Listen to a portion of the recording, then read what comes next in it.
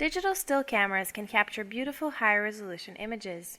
Digital video cameras, on the other hand, are still producing low-resolution video, even with the move to HD. Hybrid cameras that support the simultaneous capture of low-resolution video and high-resolution stills are now becoming available, but they're still limited in their capture capabilities and produce low-quality images.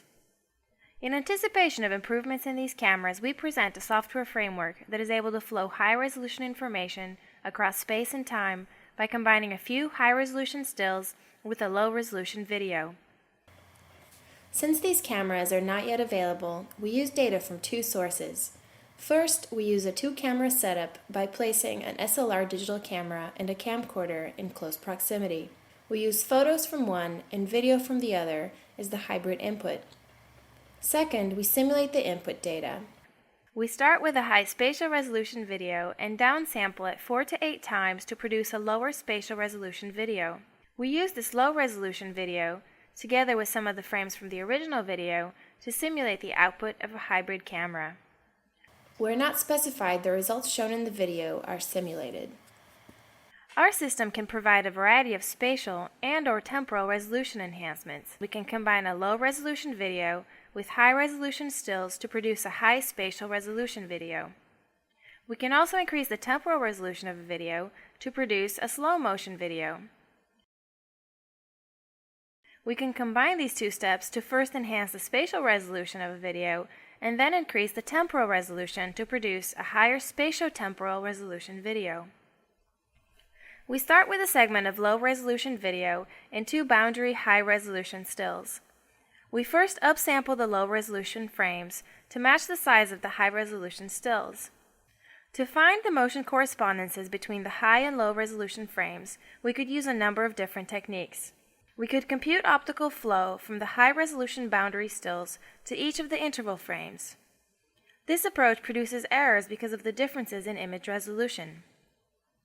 Alternatively, we could use the low-resolution boundary frames instead of the high-resolution ones. This improves matching, but without good initialization, optical flow often fails to find good correspondences between frames that are far apart in time. We could also compute pairwise optical flow and sum the flow vectors to estimate correspondence between distant frames. This approach performs still better, but flow errors tend to accumulate. Our approach is to use the summed flow vectors to initialize a second optical flow stage between the boundary and intermediate frames. Using this method, we compute motion correspondences for the interval in the forward and reverse directions, and then composite the warped boundary frames using a graphical optimization to produce the high-resolution frame. Finally, as described in the paper, a spacetime fusion step combines the composites with temporal constraints from optical flow on the original segment to produce a video that has high spatial resolution and is temporally coherent. Temporal resolution is increased similarly. To generate an intermediate frame, we compute optical flow between adjacent frames and warp them along flow lines to the new frame. A graph-cut compositing step combines these warped frames. Our framework enables a variety of applications previously unavailable to consumers. In this very challenging example, the low-resolution video lacks all details of the water surface and dolphins. The high-resolution stills capture the details of interest, but do not convey the dynamics of the scene. Let's look at how the 4 optical flow approaches perform on this challenging example. The first approach is to compute flow directly between the high-resolution boundary frames and the low-resolution intermediate frames. This approach produces many artifacts, including ghosting and blurring. The second approach is to compute flow between the lower resolution boundary frames and intermediate frames.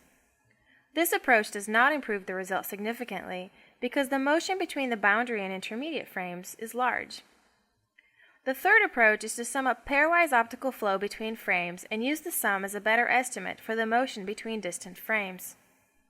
This approach performs much better but does have some artifacts such as motion trails near the fins due to error accumulation.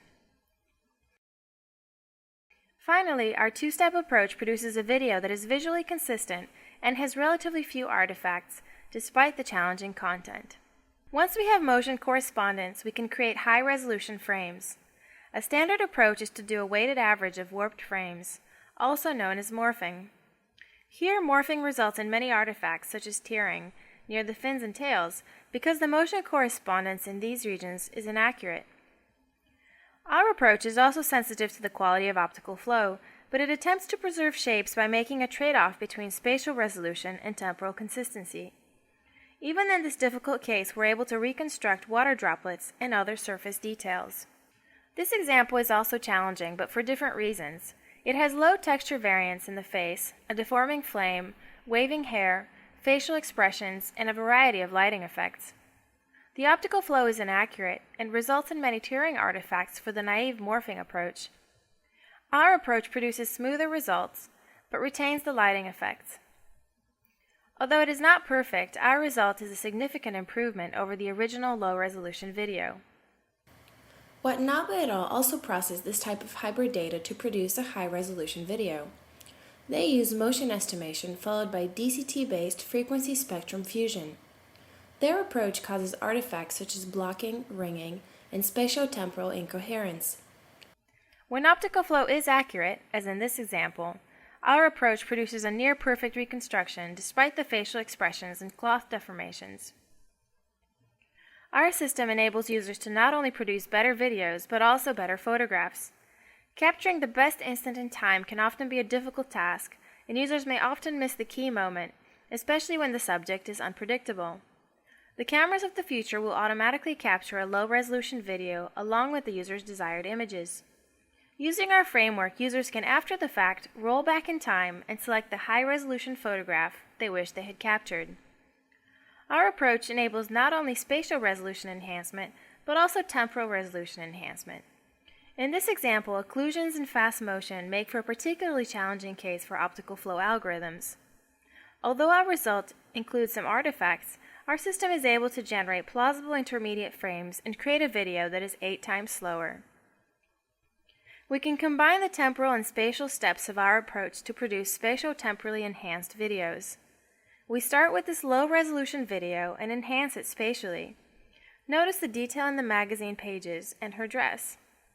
We can also increase the temporal resolution to produce a spatio-temporally enhanced video.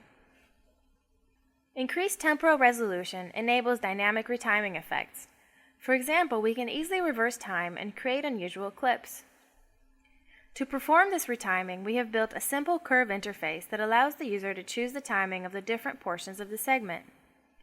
Our system takes the interface output and produces the retimed results by smoothly varying the timing. This enables emphasis of specific parts of a video. In this example, we focus on the interaction between the ball and the player. We can put more emphasis on their contact through retiming. In addition to simulating hybrid data, we also capture data using a camcorder and a digital SLR placed close together.